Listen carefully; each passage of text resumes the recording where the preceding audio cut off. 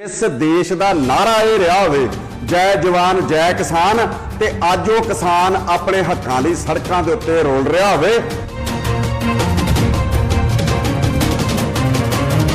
वध ते वादी हिंदुस्तान की पहला ही भुखी सौंदी है देश दे विच, इस तो बाद ते साडे देश का रब ही राखा। सरकारां वड्डे व्यापारियों नूं फायदे दे चक्कर दे विच इह तो भुल गईयां कि किसान दुनिया का सब तो जिहड़ा रिस्की इन्वेस्टर है, जिहड़ा खुले आसमान दे विच अपनी रास पूंजी रखदा है। सरकार ने अज तक झोने ते कणक तो बिना चुक्या की है किसान दा, किसान दी हालत नहीं। अज जिम्मेवार कौन है?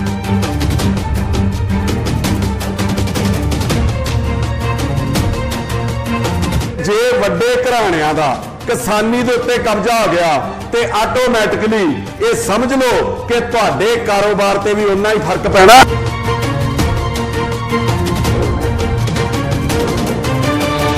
यूपी बिहार दे विच 10 तो भी उपर जिहड़े जी ने देश की 70-75% जिहड़ी आबादी है किसानी ते निर्भर आ।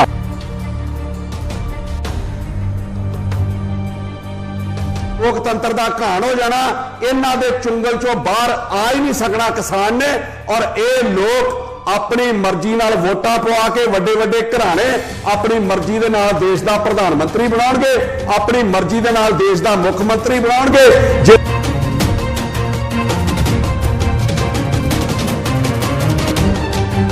देश विक रहा, रेलवे विक गया, एयरपोर्ट विक गए, बिजली विक गई, सड़कां विक गई, भी टोल थां थां ते लगे ने, टैलीफोन विक गए, इंश्योरेंस विक गई, नौकरियां तक।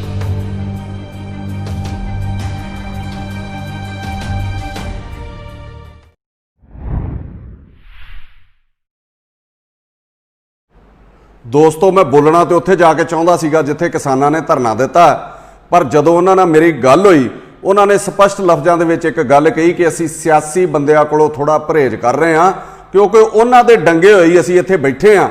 और बदकिस्मती है साडी कि जिस देश का नारा यह रहा होवे जय जवान जय किसान ते अज वो किसान अपने हकों लई सड़कों के उत्ते रोल रहा होवे। कोई टाइम सीगा जदों किसान ये तय करदा सीगा कि सत्ता किस नूं देनी है, अज सत्ताधारी तय कर रहे हैं कि किसान नूं की देना। और किसान बेचारा जिवें ये कह रहा होवे कि जुबान तो खोल नजर तो मिला जवाब तो दे, मैं कितनी बार लुटा हूं मुझे हिसाब तो दे। मैं गल कर लगा जिस ऑर्डीनेंस नूं लैके किसान धरने दे उत्ते बैठा, जिन्हों रोकण करके वो सड़कों के उत्ते उतरिया पिया, उहदे विच 3 जिहड़े बिल जिहड़े इन्हां पास कीते वो किहड़े किहड़े आ।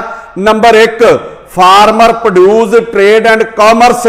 इस एक्ट दे विच किसी भी इंसान को सिर्फ उहदा एक पैन कार्ड जिहड़ा होना जरूरी है, यह भी दसना जरूरी नहीं कि उहदे खाते च पैसे हैगे या कि नहीं हैगे, उहदे कोल नगद पैसे हैगे या कि नहीं हैगे, उहदी बैंक च कोई लिमिट हैगी कि नहीं हैगी, कोई बैंक उहदी गारंटी लैंदा कि नहीं लैंदा, कुछ भी ना होवे पर वो किसान दी फसल जिहड़ी खरीद सकदा।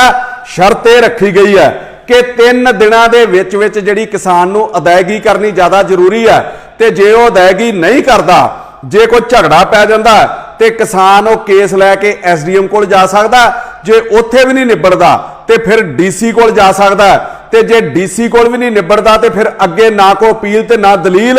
जिवें अंग्रेज़ों वेले एक एक्ट आया सीगा नो अपील नो दलील, इनू रॉलेट एक्ट कहा जाता सी।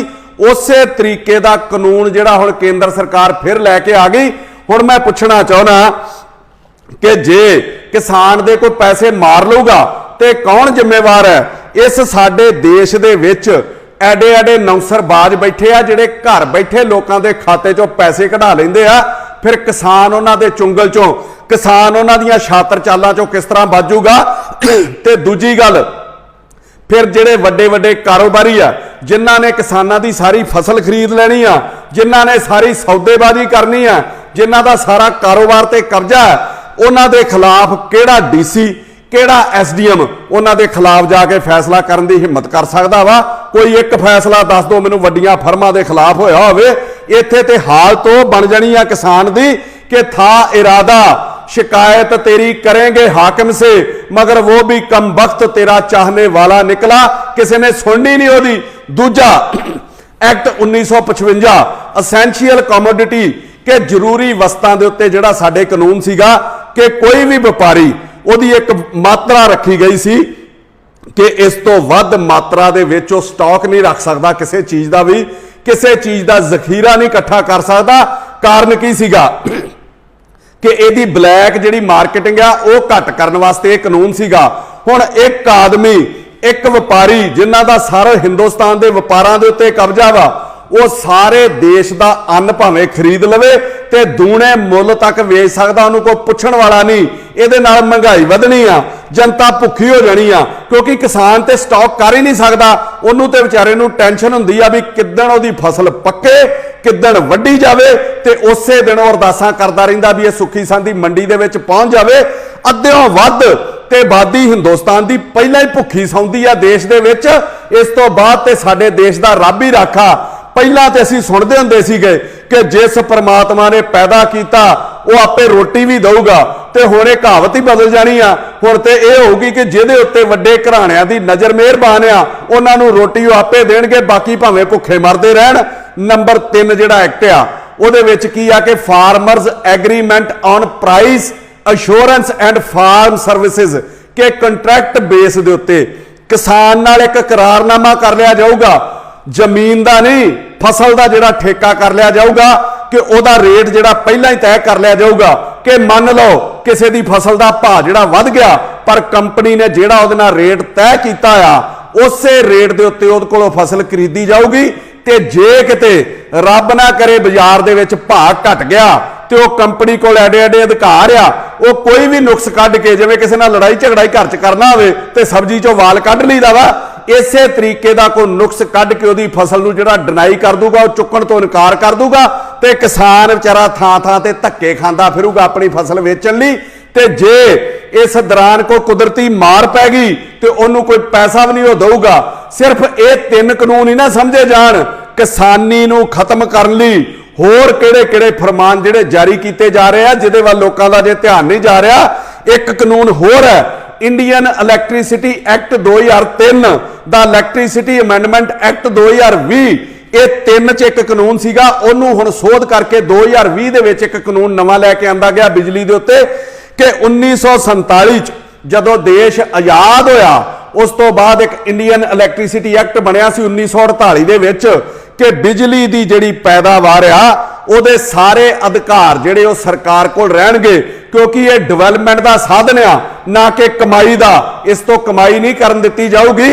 ते 1965 दे विच जदों देश दे विच अकाल पिया सीगा, रोटी दे लाले पए सीगे, ते उस टाइम साडे प्रधानमंत्री जिहड़े सीगे श्री लाल बहादुर शास्त्री, उन्हां दीयां हदायतां दे उत्ते एक हरी क्रांति ग्रीन रेवोल्यूशन लैके आंदा गया सीगा, जिन्हों नाम दिता गया सीगा जय जवान जय किसान। ते खास करके ये जिहड़ा ये हरी क्रांति सी ये पंजाब लई सी कि उन्हां कहा सीगा कि बिजली बोर्ड भावें घाटे च चला जावे, भावें कर्जा चुके, पर किसानां नूं जिहड़ी पूरी सहूलत दित्ती जाऊगी, क्योंकि मुख टीचा सीगा देश दे विच अनाज पैदा करना। और उदों दसदे आ कि दुनिया की जिहड़ी सब तो वध पैदावार वो पंजाब ने कीती सी और सारे भारत नूं पंजाब कल्ले ने रोटी खवाई सीगी।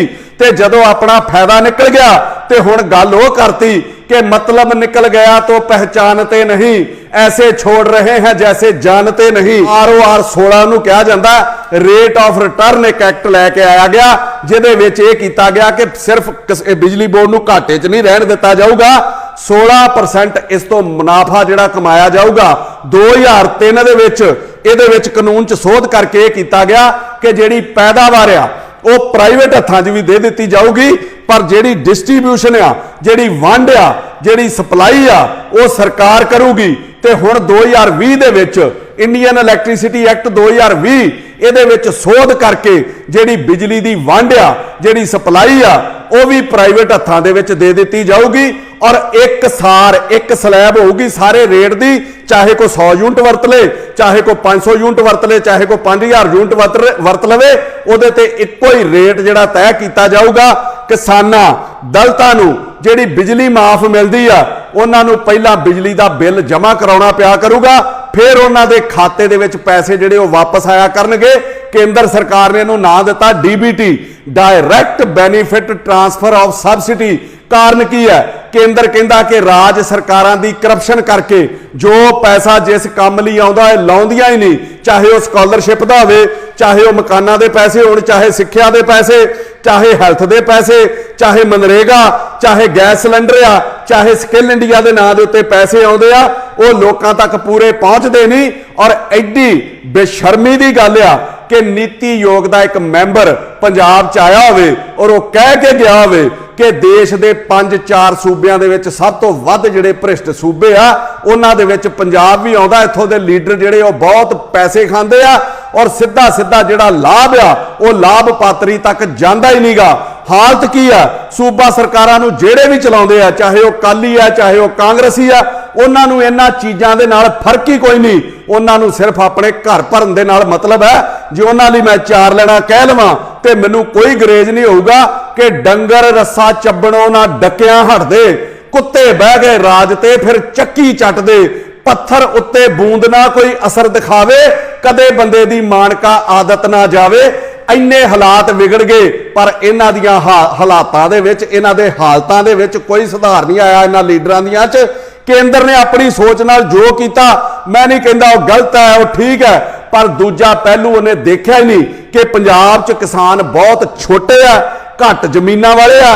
एक एक मोटर का बिल जिहड़ा उन्हां दा 45 तो 50 हज़ार रुपया जिहड़ा साल दा आउंदा वो पहला कित्थों जमा कराउणगे? उन्हां कोल ते रोटी अपनी जोगे भी पैसे नहीं हुंदे, बच्चियां दी पढ़ाई जोगे भी पैसे नहीं हुंदे। किसान ते भुखा मर रहा, वो बिजली दे बिल नहीं जमा कराऊगा पहला इन्हां नूं ते वो बिजली कट देणगे जे बिल ना जमा कराया ते साधन की बचूगा उहदे कोल। ये केंद्र ने नहीं सोचिया। ते वड्डी मार की है कि कोई भी खपतकार जिहड़ा वा वो कोर्ट दे विच नहीं जा सकता, वो ना SDM को जा सकता, ना DC को जा सकता, ना हाई कोर्ट जा सकता, ना सुप्रीम कोर्ट दे विच जा सकता। जो जा सकता है उसकी कोई सुनवाई शुरू करूगा तो जिहड़ा बिजली का रेगूलेटरी कमिशन है सिर्फ ओहदी सुनवाई कर सकता। ते रेगूलेटरी कमिशन के चेयरमैन मैंबर ये पहला जिहड़ियां राज दियां सरकारां लाउंदियां सी ते हुण जिहड़ा नवें एक्ट के मुताबिक आ इन्हां दी नियुक्ति भी जिहड़ी केंद्र करूगा ते ये जिहड़े चेयरमैन लगने आ, ये मैंबर लगने आ। तुसीं की सोचदे हो? वड्डे घराणिਆਂ दी मर्जी दे नहीं लगने, ये ते उन्हां दे CEO बन के बह जाणगे, उन्हां दे हक च काम करनगे। कौन सुनवाई करूगा गरीब दी? खपतकार ते हर केस हारूगा, उसकी किते सुनवाई नहीं होनी। कि जिवें किसी शायर ने बड़ा वधिया कहा कि तुम्हारा शहर तुम ही मुद्दई तुम ही मुनसिफ, मुझे यकीन है कि कसूर मेरा ही निकलेगा। सरकारां वड्डे व्यापारियों नूं फायदे दे चक्कर दे विच इह तो भुल गईयां कि किसान दुनिया का सब तो जिहड़ा रिस्की इन्वेस्टर है, जिहड़ा खुले आसमान दे विच अपनी रास पूंजी रखदा है। कोई छोटे तो छोटा कारोबारी भी होवे, चाहे वह मोची होवे, चाहे वह कोई मतलब छोले भटूरे वेचण वाला होवे, कोई भी होवे, वो अपनी छोटी तो छोटी दुकान नूं भी ताला ला के जांदा। पर किसान जिहड़ा 6 महीने सौ के नहीं वेखदा, हर छोटे तो छोटे काम का बीमा हैगा, पर किसान की फसल का कोई बीमा नहीं। सरकारां दोवें वादे जिन्ना जिन्ने ने कीते, चाहे वह स्टेट गवर्नमेंट है चाहे वह सेंटर गवर्नमेंट है, मैनीफेस्टो दे विच ते ओह कहिंदे सी किसानां नूं सहूलतां देवांगे, इन्हां दे कर्जे माफ करांगे, स्वामीनाथन की जिहड़ी रिपोर्ट आ उहनूं लागू करांगे। पर हालात की बन गए? पूरे किसी ने भी नहीं कीते। मतलब कोई भी बंदा अपने वादे नहीं निभाउंदा। जे मैं इन्हां नूं इह कहां कि गीत लिखे भी तो ऐसे कि सुनाए ना गए, जख्म यूं लफ्ज में उतरे कि दिखाए ना गए, और आज तक रखे हैं और आज तक रखे हैं पछतावे की अलमारी में चोन मैनिफेस्टो के वादे जो दोनों से निभाए ना गए।